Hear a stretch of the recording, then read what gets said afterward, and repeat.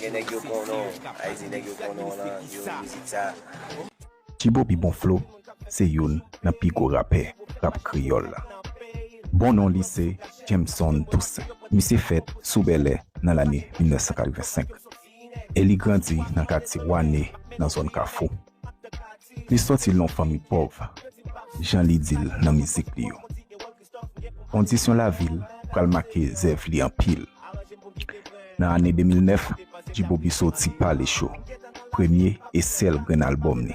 Et c'est là il pral retirer chapeau devant comme un grand rappeur et véritable poète ghetto.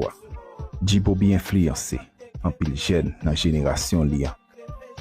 Djibo Bi mouri dans l'hôpital Dikini 1er juin 2011 après une crise oppression. Il quitté en pointe li comme yon dans pi belle pline dans rap créole. Rest in peace, Bon Flow.